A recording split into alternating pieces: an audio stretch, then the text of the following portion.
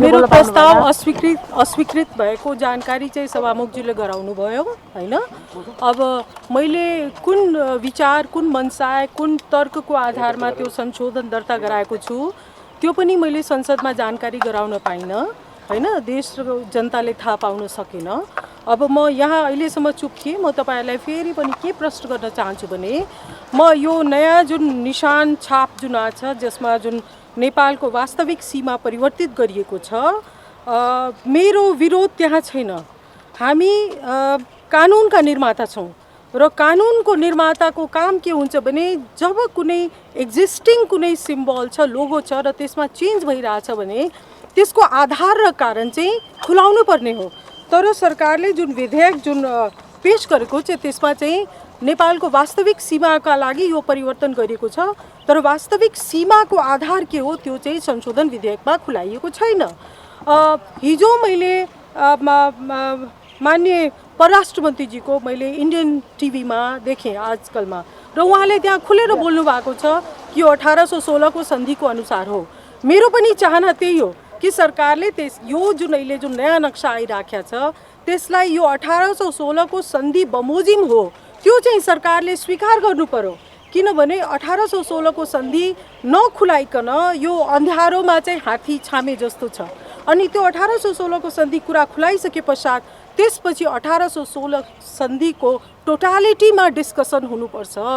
यहाँहरूलाई थाहा छ कि थाहा छैन कतिजना 1816 को सन्धि जब 1814 मा जब सुगौलीवार भइराखेको थियो र जब इस्ट इन्डिया कम्पनी र नेपालका राजाको बीचमा यो तराई मधेसको भूभाग पुनः नेपाललाई दिने जब सहमति भयो त्यो बेलामा चाहिँ तपाईको तराईमा क्रान्ति भएको थियो, धेरै विद्रोह भएको थियो, त्यहाँका मधेसीहरूले विद्रोह गरे र त्यो विद्रोहको आधारमा अन्तमा इस्ट इन्डिया कम्पनीले त्यो पछि चाहिँ एउटा मेमोरेन्डम अफ अन्डरस्ट्यान्डिङ सही भएको छ जसमा नेपालको तर्फबाट नेपालका राजा र इस्ट इन्डिया कम्पनीले र त्यसैमा त्यो धारा 7 हो मेमोरेन्डम अफ अन्डरस्ट्यान्डिङको कि चाहिँ जुन तराई मूलका जुन बासिन्दा हुनुहुन्छ तिनीहरूसँग नेपालका राज्यले कुनै खालको भेदभाव गर्ने छैन हो। यही कुरा म उठाउन चाहन्छु।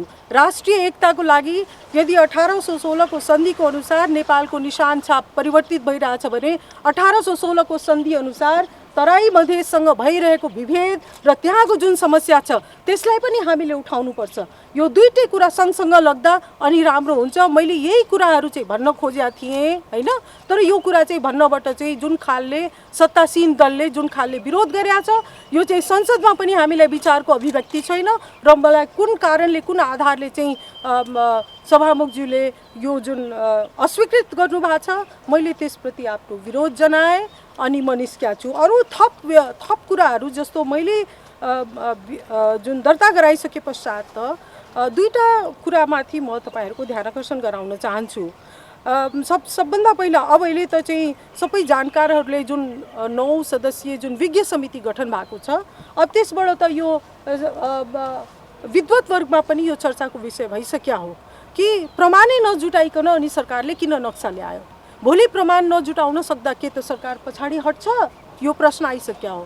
म दोस्रो तपाईहरुलाई जानकारी गराउँछु यो त्यत्तिकै सरकारले विज्ञ समिति गठन गरेको होइन। अहिले सर्वोच्च अदालतमा पुनः एकजना कोही ओलीजीले लगभग 20-25 दिन अगाडि चाहिँ एउटा मुद्दा दर्ता गराउनु भएको छ र त्यो चाहिँ अहिले 4-5 दिन अगाडि त्यो मुद्दामा चाहिँ सर्वोच्च अदालतले शो कज जारी गरिकन त्यो मुद्दालाई चाहिँ अग्राधिकार पनि दिइसकेको छ। अब कुरो के छ भने जब सर्वोच्च अदालतमा यो मुद्दा विचाराधीन छ अनि त्यस बेलामा संसदले प्रमाण र सबुत नजुटाइकन यसरी चाहिँ नेपालको नक्सा परिवर्तन गर्न पाइन्छ? यो त चाहिँ तपाईको सर्वोच्च अदालतको विरुद्धमा पनि अहिलेको जुन संसद जुन छ त्यो गइराखेको छ। र तेस्रो अत्यन्त महत्त्वपूर्ण कुरा यही कुराहरू मैले भन्न खोजेका थिएँ। जब 1816 को सन्धि चाहिँ को आधारमा नक्सा परिवर्तन भइराखेको छ भने 1816 को सन्धि East India Company British East India कम्पनीसँग भएको हो हैन। र त्यो ब्रिटिस इस्ट इन्डिया कम्पनीसँग भएको सन्धिको जिम्मेवारी कसले लिने? भारतले लिने हो कि ब्रिटेनले लिने हो कि भारत र ब्रिटेन दुवैले लिने हो? भारत ब्रिटेन र नेपाल तीनटैले बसेर छलफल गर्ने हो। र यसै बीचमा जुन चाहिँ तपाईको 1961 मा जुन नेपाल र चीनको बिचमा सिमाना सम्बन्धी छ त्यो चाहिँ अहिले चाहिँ चीनले त्यहाँ मौनता धारण गरेछ, नेपालले पनि नेपालको सरकारले पनि त्यो कुरा स्पष्ट रूपले बोलिराखेका छैन। त्यसले गर्दा म के देखिरहेको छु भने त्यो सन्धिको अनुसार चाहिँ नेपाल र चीनको बिचमा टिङ्कर खोला जुन छ, टिङ्कर खोलालाई चाहिँ नेपाल र चीनको बिचको सिमाना बिन्दु ठानिएको छ र त्यो ठानिसके पश्चात जुन लिपु लेकको बारेमा चीन र भारतले जुन सहमति गरेका छ त्यो सहमतिलाई पनि अब हामीले यसमा ल्याउनुपर्छ, छलफलमा ल्याउनुपर्छ। त्यसले गर्दा मलाई चाहिँ के लागिरहेछ भने वास्तवमा मेरो संशोधन प्रस्तावलाई सकारात्मक रूपमा लिकन सामाजिक सञ्जालमा पनि अदालतमा जुन छलफल भइराखेको छ, अदालतमा पनि जुन एउटा विचाराधीन मुद्दा छ, अनि सरकारले केही समयको लागि विश्राम लिनु पर्थ्यो। किनभने मेरो प्रश्न के हो भने तपाईँ स्रोत प्रमाण खुलाउनुहोस्, अनि स्रोत प्रमाण खुलाइसके पश्चात म समर्थनमा छु। म यो निशान छापको विरुद्धमा छुइनँ जुन बाहिर जुन भनिरहेछ यो राष्ट्रद्रोही राष्ट्रघाती होइन। सरिताजी यो सँगै जसरी तपाईँको दलले पनि तपाईँले राख्नुभएको संशोधन फिर्ता लिन गरेको आग्रहलाई किन तपाईँले खास त्यो विषयमा केही दल अब यो चाहिँ अब यो मैले आज संसदीय दलमा गएर मैले यो कुरा राखिदिएँ होइन। मेरो प्रश्न के थियो भने जुन दिन पहिलोचोटि हुन त जुन दिन मैले संसदमा सबभन्दा पहिला जुन भाषण गरेका थिएँ जसलाई चाहिँ बङ्ग्याइकन यहाँहरू यही संसदीय पत्रकार समाजबाट नै गएको थियो होला जस्तो लाग्छ। मैले त्यसमा छानबिन गरेका छैन। जब मैले नेपाल र चीन दुवैसँग संवाद गर्नुपर्छ अनि त्यस पश्चात चाहिँ भारतलाई सोधिकन किन नगरेको भने यहीँबाट पहिला फ्लोट भयो होला। को हुनुहुन्छ साथीभाइ मलाई थाहा छैन। अनि त्यस पश्चात चाहिँ संसदीय दलमा छलफल भएको थियो। मैले त्यही बेला भनेको थिएँ अब हामी पार्टीमा छलफल गरौँ, तर त्यति समय बितिसक्दा पनि पार्टीमा यस विषयमा चाहिँ छलफल भएको थिएन। अनि त्यस पश्चात 2-3 दिन अगाडि जुन माननीय राजेन्द्र श्रेष्ठजीले जुन बोल्नुभयो, जुन चाहिँ तपाईँ समर्थन जनाउनुभयो, अब त्यसको बारेमा पनि पार्टीमा छलफल भएको थिएन। अनि यो त अब चाहिँ कुनै पनि सभासदको स्वतन्त्रताको अधिकार हो नि होइन। किनभने त्यो बेलासम्म पार्टीले कुनै निर्णय गरेका थिएन।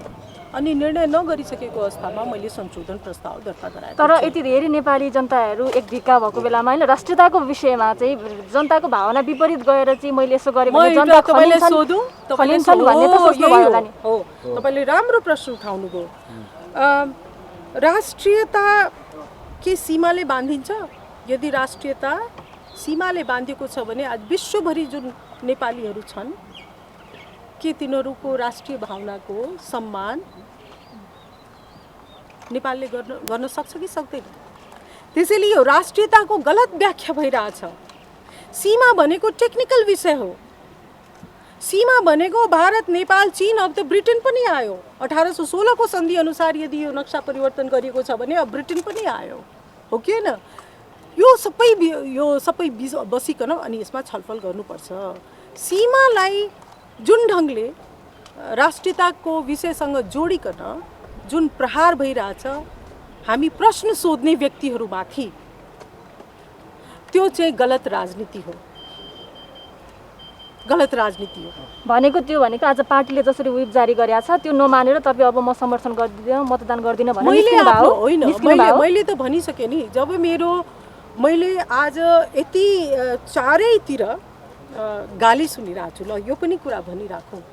मैले आज पार्टीमा भने आज 2 हप्तादेखि जुन खालको फोहोरी गाली गलौज भइरहेछ होइन, मसँग 2टा मात्र बाटो थियो। Now I am speaking as a woman, okay. या त मैले आत्महत्या गर्नुपर्छ या मैले जङ्गको मैदानमा उत्रिनुपर्छ। म फाइट गर्न उत्रेँ किनभने हरेक महिलाको अधिकार छ कि उसले आफ्नो डिग्निटीको आफ्नो सेल्फ रेस्पेक्टको रक्षा गर्न सक्नुपर्छ। त्यसले गर्दा म चाहिँ पोलिटिकल कुरा भयो त्यो मैले बताइसकेँ। पर्सनल कुरा के हो भने यो राष्ट्रियताको नाममा एकजना महिला सांसदमाथि जुन खालको व्यवहार भइरहेछ, यदि यसलाई तपाईँहरूले चेक गर्नु भएन भने अनि नबिर्सनुहोस् बाङ्लादेशको निर्माण कसरी भएको थियो। बाङ्लादेशको निर्माण महिलाहरूले गरेका हुन् किनभने त्यहाँ पाकिस्तानी सेनाहरूले रेप गरिरहेका थिए। तपाईँ बोस्निया एकछिन तपाईँ बोस्निया हर्जगोभिना सबै जब जातीय भावनामा जब राष्ट्रियता ल्याइकन अनि कुनै असहमत पक्षलाई चाहिँ आक्रमण गरिन्छ, यदि त्यसलाई हामीले बेलामै सचेत भएन भने यसको परिणाम चाहिँ मुलुकको राष्ट्रिय एकताको लागि र मुलुकको राष्ट्रियताको लागि हुँदैन। अब राष्ट्रियताकै कुरा गर्ने हो भने मैले आज यो पार्टीमा राखेँ, जनता समाजवादी पार्टीले यदि नेकपाकै या महेन्द्रले सुरु गरेको राष्ट्रवादलाई नै अगाडि लिएर जाने हो भने जनता समाजवादी पार्टीले मधेसी, आदिवासी, दलित, जनजाति, महिला यो सबैलाई समावेश गरिकन एउटा समावेशी राष्ट्रवादको अवधारणा विकास नगर्ने हो भने जनता समाजवादी पार्टीको आवश्यकता के? त्यसैले यो गहिरो विषयहरू हुन्। अब म यति भनिकन अब बिदा लिन्छु। ल, धन्यवाद। ल।